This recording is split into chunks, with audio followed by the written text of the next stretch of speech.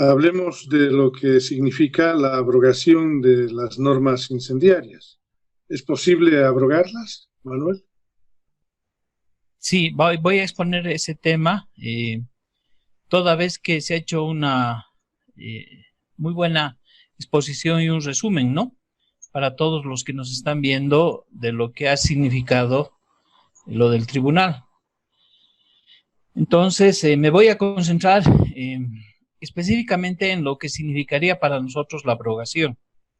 Y creo que es importante porque pocas veces se le dedica tiempo, ¿no?, a este tema. Claro, evidentemente el tribunal, ahí está la sentencia que habla de que los incendios fueron un ecocidio, ¿no?, provocado por el Estado, el agronegocio, y se habla de abrogar las leyes incendiarias. Acá está un poco el resumen, ¿no?, de la sentencia, que ya lo hemos escuchado en voz propia de una de las personas que ha estado participando, ¿no?, en la argumentación, en construir desde la sociedad civil esa posición, ¿no? Cuando uno busca en el derecho lo que es la teoría de las abrogaciones, sobre todo va a encontrar más lo que es las definiciones de la derogación. Entonces siempre la gente se hace una confusión, ¿no? ¿Cuál es la diferencia entre abrogar y derogar? Y es importante que nos detengamos un poquito en esto. La mayoría de la teoría del derecho se esfuerza mucho en explicar qué es una derogación, que en realidad es un acto jurídico mediante el cual cambias una parte de una ley, de un decreto, de una ordenanza, etcétera. Entonces, este cambio se lo hace a partir de que se considera que la derogación muestra al derecho como un sistema dinámico. ¿Qué quiere decir esto, no? Que no está escrito en piedra. Y se lo señala como dinámico en el sentido de que siempre se puede ir perfeccionando, y ir perfeccionando dentro de un sistema dinámico sería ir derogando algunas cosas que han estado probablemente mal elaboradas o que han sido superadas por nuevos enfoques. Ahora es importante señalar que un sistema jurídico es momentáneo y cambia cada vez que se cambia una norma de este. Y finalmente, dos conceptos que son muy importantes para lo que voy a entrar.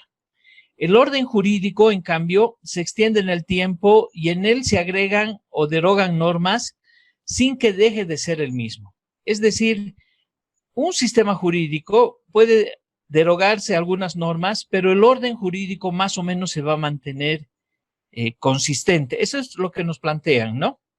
Y que por lo tanto, dos sistemas son diferentes cuando contienen normas distintas. Esta parte es importante tomarla en cuenta. Entonces, los gobiernos lo que hacen, los legislativos y sobre todo los gobiernos, es derogar, ¿no? Van al perfeccionamiento dentro de un sistema jurídico dinámico. ¿Qué es lo que pasa con la abrogación, no? Con el caso de las normas incendiarias, nos estamos empezando a topar con un fenómeno un poquito distinto también, que es importante señalarlo. Y es que las normas incendiarias presentan algunas características de violación, de vulneración del régimen constitucional, concretamente, por ejemplo, de los recursos naturales, y estarían dando vigencia a un sistema jurídico diferente. Es decir, el año 2009, cuando se aprueba la nueva Constitución, evidentemente la nueva Constitución es un poco híbrida, bastante híbrida, ¿no? Porque mantiene aspectos de lo viejo y incorpora algunos aspectos de lo nuevo, sin que por entero sea una constitución que abre las puertas al cambio profundo, a lo nuevo. En ese sentido, las personas que leen la Constitución se van a dar cuenta que, así como se han introducido derechos de las mujeres, derechos de los pueblos indígenas, en cierta forma se ha legalizado la tenencia de la propiedad de la tierra en grandes extensiones. ¿Se acuerdan que cuando fuimos a votar, votamos el 2009 por la nueva Constitución y además había una pregunta acerca si de la propiedad agraria su límite máximo debería ser 5,000 o 10,000 hectáreas? En fin, entonces hay un sistema constitucional que es híbrido, pero que en lo fundamental ha definido las características de un sistema en cuanto hacen a la política agropecuaria y forestal. Entonces, las normas que se han ido generando estarían buscando subvertir ese contenido, digamos, que se ha dado en la Constitución y en las normas de su desarrollo para imponer de manera fáctica otro sistema jurídico. Entonces, cuando hablamos de abrogar, estaríamos hablando que abrogar significa privar totalmente la vigencia a una ley, reglamento o código. A diferencia de la derogación, la abrogación anula por completo toda la norma. Y se supone que al abrogarla estaría planteándose la posibilidad de crear una nueva norma. Y ese es uno de los problemas que se plantea. Entonces, cuando nosotros desde la sociedad civil movilizada y la sentencia habla de abrogar el paquete de normas incendiarias, está planteando un tema jurídico que vale la pena discutirlo, un tema jurídico, político, social, que vale la pena discutirlo, porque no se está hablando de abrogar una norma, se está hablando de abrogar un conjunto de normas incendiarias. En ese sentido, es muy importante señalar lo siguiente: los gobiernos y los legislativos en realidad no desean abrogar normas, ¿no? Porque es como una crítica, como decirle, has hecho una ley mal por completa, no solamente una parte, o esa ley que responde a una política ya ha dejado de tener vigencia, ¿no? Entonces, los gobernantes por lo general no quieren abrogar, y más cuando se trata de un paquete de leyes incendiarias. Entonces, lo que quiero señalar es que la abrogación, en consecuencia, se va a dar en medio de un gran conflicto. Es decir, para que un gobierno o el legislativo ingrese a la abrogación, tiene que darse las condiciones de un gran conflicto social. Es decir, que desde la sociedad se estaría cuestionando, en este caso, este paquete de normas y ahora apoyadas con una sentencia de un tribunal internacional. Entonces, se da contra la voluntad del gobierno. Y para que esto suceda, tiene que llevarse al gobierno a una situación de estrés político y tiene que haber presión ciudadana. Estrés político, ¿qué significa? Poner al gobierno o a las autoridades, en este caso del legislativo, en indisposición, hacer que la presión colectiva sea muy fuerte, hacer que ellos se animen o se vean obligados a abrogar esas leyes en contra de su voluntad. De eso se trata la abrogación. Entonces, estamos entrando a un juego jurídico que es muy importante asumirlo, porque hasta hace muy poco tiempo atrás, la mayoría de las movilizaciones sociales se daban en las calles a través de reivindicaciones. Entrar al terreno judicial, entrar al terreno jurídico, a dar batalla y a ganar, implica tener la capacidad de esa lucha poderla trasladar en un lenguaje jurídico, esa lucha poderla desarrollar de acuerdo a las reglas jurídicas, poder dar esas batallas y poder salir airosos. Quiero decirles entonces que ese sistema jurídico agropecuario y forestal que se ha venido construyendo prácticamente ha sido el de la ampliación de la frontera agropecuaria para deforestar a través de la quema y beneficiar al agronegocio. En ese sentido, el conflicto social para que vayamos a una abrogación de normas incendiarias tiene que darse a través de diferentes acciones, como pueden ser las notas, las solicitudes, las propuestas de anteproyectos de ley, de decretos supremos que, por ejemplo, el pueblo chiquitano ha presentado al gobierno, a la Asamblea Legislativa Plurinacional, convertir a los medios de comunicación, a las redes sociales en un espacio de información, de poder articular esta visión crítica, elaborar cabildos, ir a asambleas digitales, hacer las articulaciones urbanas y rurales. Ese conflicto social y otras medidas más que probablemente en este momento no nos podemos imaginar, es el que puede posibilitar la abrogación de las normas incendiarias. Pero también estaría el conflicto planteado en el orden judicial, tanto a nivel nacional como internacional. Por lo general, los gobiernos, cuando ha habido movilizaciones, ha habido demandas, reivindicaciones, de manera muy cínica, podríamos decir, cuando alguien pierde en las instancias nacionales, judiciales, uno anuncia que va a apelar a organismos internacionales, que va a llevar su caso a tribunales internacionales y por lo general el gobierno se ríe en la noticia. ¿Por qué? Porque los tribunales internacionales demoran mucho tiempo. Fíjense que con el caso del TIFNIS, la Corte Interamericana este año recién ha anunciado la aceptación de la demanda en el caso del TIFNIS. Fíjense que los organismos internacionales a veces toman medidas cautelares o de otro tipo después de meses, años, por decirles algo. Entonces, el conflicto judicial para la abrogación de normas tenemos que llevarlo al espacio constitucional, tenemos que llevarlo al espacio agrario ambiental, al espacio administrativo, al espacio penal y a todos los espacios e instancias defensoras de los derechos humanos y los derechos de la naturaleza. Y fíjense que en este último punto, el Tribunal Internacional de los Derechos de la Naturaleza es el que se ha pronunciado. Como bien se ha expresado en la sentencia y en el contenido, prácticamente estaríamos hablando de varias leyes, varios decretos supremos. Yo hablo de 12 normas incendiarias porque hay 2 decretos que no han sido considerados por el tribunal, que son los decretos 4232 y 4238 del actual gobierno de Yanine Áñez, que en el fondo no cambia sustancialmente la sentencia ni el sentido que se ha dado, ¿no?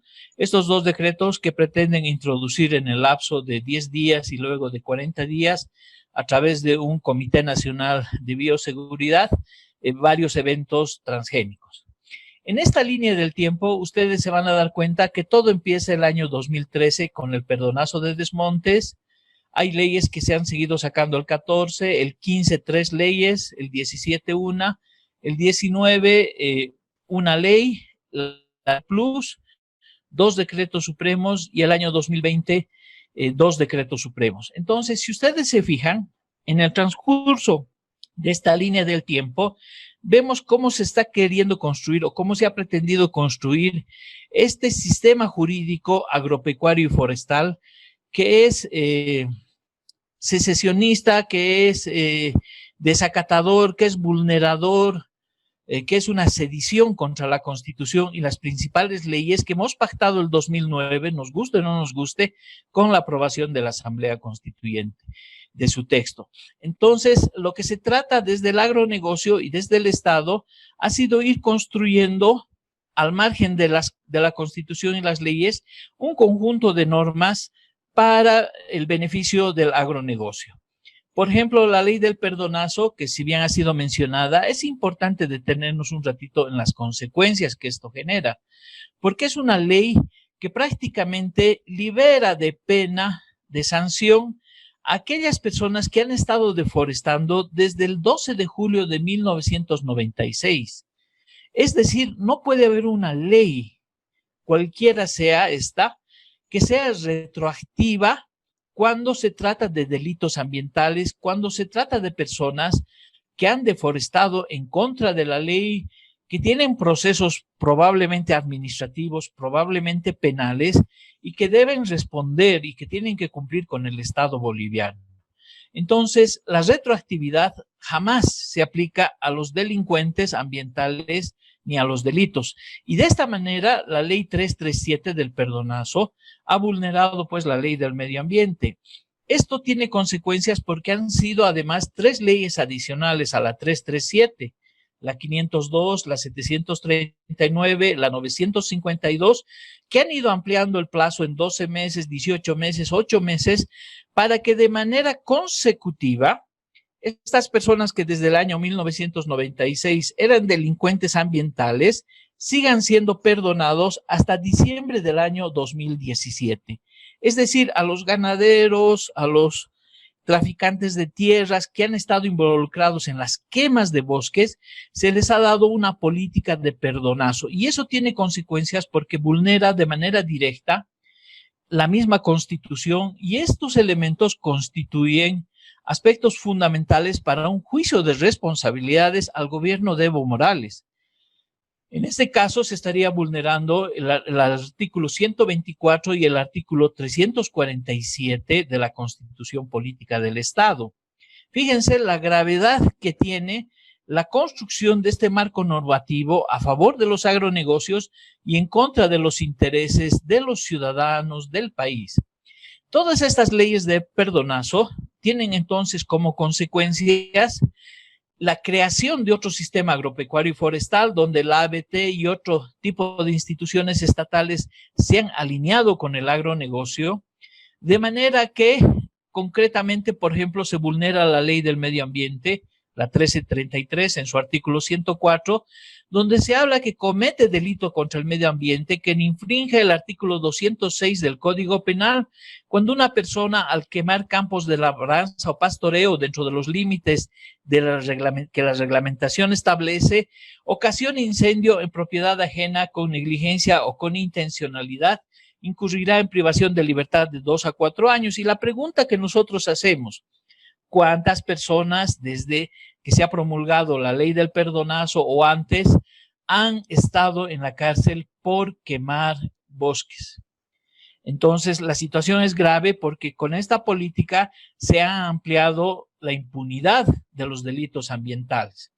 En el caso de la 740, que amplía la función económica social, las consecuencias también es que se neutraliza el control que hace el Estado sobre la propiedad de la tierra, lo que ha permitido que la gente posea grandes extensiones de tierra sin trabajar, que se promueve el alquiler de predios, que se fomente la extranjerización de las tierras.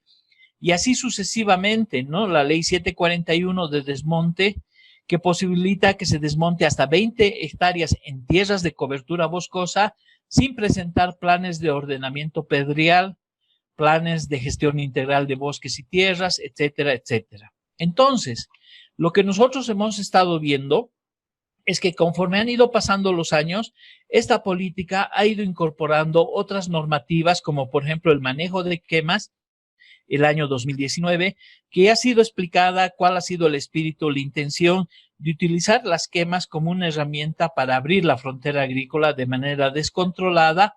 Y aquí tenemos incluso cómo la ABT ha generado a través de estas normas un conjunto de montos por las quemas que son absolutamente ridículos, ¿no? Entonces, esto ha permitido que el sector del agronegocio realmente pueda beneficiarse y que goce de una normativa que no está amparada en el sistema constitucional boliviano. Eso es muy importante señalarlo. Acá está este decreto supremo que ha pretendido que se introduzca la soya HB4, supuestamente para producir aceite y mezclarlo con diésel, y que ha posibilitado también junto al decreto 3874 estas quemas que han sido terribles el año 2019, pero además que han vulnerado un conjunto de normas constitucionales y leyes como la de la Revolución Productiva Comunitaria, la Ley Marco de la Madre Tierra, esto en caso de que se apruebe, ¿no? Estos nuevos eventos. Entonces, estamos frente a una situación que ha tenido también en el decreto 3973 ya la intención de orientar las quemas en los departamentos de Santa Cruz y el Beni para que se pueda generar estos negocios de exportación de carne. Ahora bien, de carne a China. Ahora bien, volvamos al tema de las abrogaciones. Les decía que las abrogaciones se van a dar, ya perfecto, se van a dar en dos casos. En los casos de movilización social y conflicto jurídico. Fíjense que Evo Morales ha abrogado dos normas, la ley 100.005 del Código del Sistema Penal Boliviano con las movilizaciones de los mandiles blancos y el decreto supremo 3738 respecto al tema del litio en medio del conflicto de octubre de 2019. La señora Yanine Áñez ha abrogado de manera total el decreto 4078 que eximía de responsabilidad penal a las Fuerzas Armadas en la tarea de pacificación del país y que esto lo hizo por la gran presión a nivel internacional sobre la vulneración de derechos humanos. Entonces, ¿qué hacemos? ¿No? Porque de eso se trata ahora. Es importante analizar la sentencia del tribunal, pero fíjense cómo mientras nosotros venimos generando estas acciones, por ejemplo, acá hay una acción popular que se va a llevar adelante el 4 de octubre. El gobierno actual ha continuado con el afán no solamente de darle protección al agronegocio, sino ya de generar desde el Estado un financiamiento hacia estos sectores. Y por eso quiero acabar con esta otra presentación, indicándoles que el año 2019, el 10 de octubre, hubo en una de las resoluciones del Cabildo que hubo en San Francisco, fue la abrogación del paquete de normas incendiarias. Este domingo 30 de agosto, a las 17 horas, vamos a tener un cabildo digital en el que el tema de la abrogación de las normas incendiarias nuevamente va a ser puesto a disposición de la ciudadanía para que tomemos una decisión. Entonces, con esto voy terminando la exposición y me he centrado en el análisis de lo que significa la abrogación, los grandes desafíos que tenemos para llevarla a cabo, y evidentemente no hay una fórmula, no hay una receta, pero la sentencia que nos ha brindado el Tribunal Internacional es agua en este camino, ¿no? Para que podamos continuar con esta tarea. Y eso sería en cuanto tengo que exponerles en este tema.